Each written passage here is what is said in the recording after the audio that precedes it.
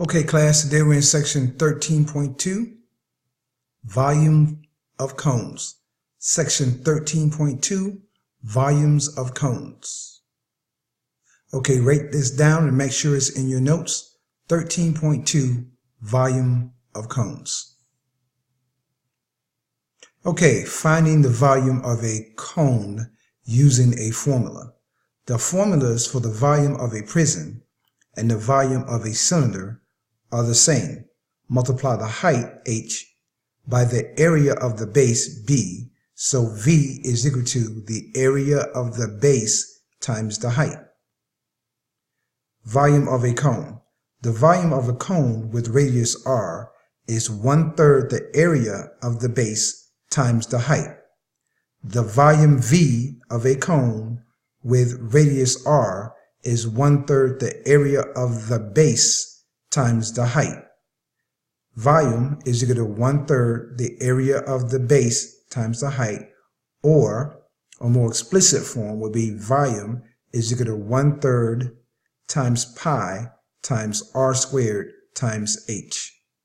Once again, volume is equal to 1/3 times pi times r squared times h. Volume is equal to 1/3 times pi times r squared times h. Once again, make sure this is in your notes. Also, make sure you draw this diagram so you're familiar with the parts. All right. Of course, this is a cone, right? This right here is the base. All right. So, and the radius goes halfway. And we now know that the diameter would go all the way across, and that the radius is half of the diameter. And in this case, this is the height. And we already know that this symbol right here is a right triangle. Notice that, this symbol right here means 90 degrees as in a right triangle. See the triangle right there? All right, there we go. All right, now example 1. Find the volume of each cone. Round your answer to the nearest tenth. Use 3.14 for pi. Example A. Volume is equal to 1/3 pi times r squared times h. That's our equation for volume for a cone. We look at the diagram and we notice that our radius is 2 inches. We notice that the height is 8 inches. So we plug in 1/3, that's in the equation, so we bring that down. The value of pi is 3.14. They told us to use that back in the instructions. The radius we found out was 2. So we're going to say 2 to the second power. R to the second power right there. So 2 to the second power. And h was 8. Okay, so now we go through and we evaluate using our order of operations. So the first thing we're going to do is we're going to do 2 to the second power. And we know that 2 to the second power is 4.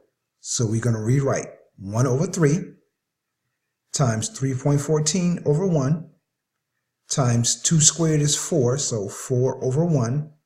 And then we're going to end up with 8/1.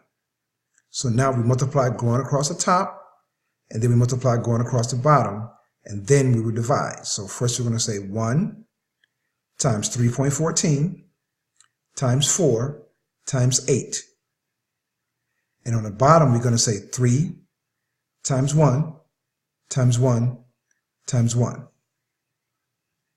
All right, now put this in your calculator. 1 times 3.14 times 4 times 8.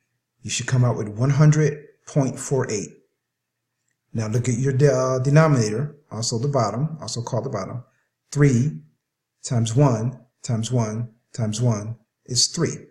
3 times 1 is 3.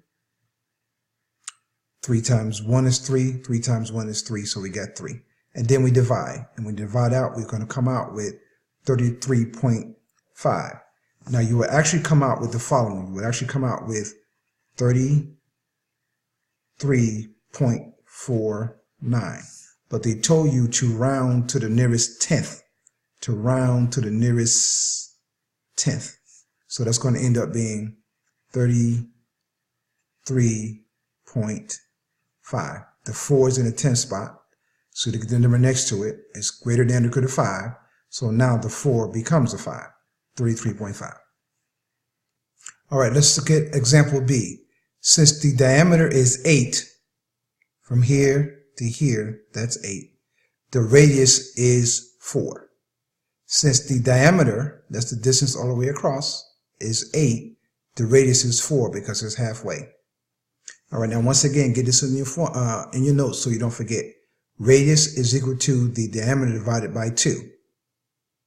The diameter divided by 2. So 8 divided by 2 would give us 4. Or you can say that the radius is equal to 1/2 the diameter. So this and this, they're saying the same thing. Radius is equal to 1/2 the diameter. What is the diameter? 8. Half of 8, 4. Once again, make sure this is in your notes. All right, so now let's do our math. We got 1/3 times 3.14. That was pi. 1/3 was in the formula. Times r squared. So the radius was 4. 4 to the second power. Times 9. All right, so we're going to plug this in our calculator. 1 times 3.14 times 16 times 9. You should come out with 452.16. Everybody do that right now. 1 times 3.14 times 16 times 9. Go across the top first. Then go across the bottom. 3 times 1 times 1 times 1 is equal to 3. So on the top, you should come out with 452.16. On the bottom, 3. Once you divide, you'll come out with 150.72. Now, once again, they told us to round to the nearest tenth. So 7 is in the 10th spot. I look over the number next to it, and I see that it is less than 5. If it's less than 5, that means that 7 stays the same. It does not go up. So my final answer is going to be 150.7. Don't forget, volume is in cubic units. Volume is cubed, or to the third power. In this case, we're talking about feet, so we end up with feet to the third power.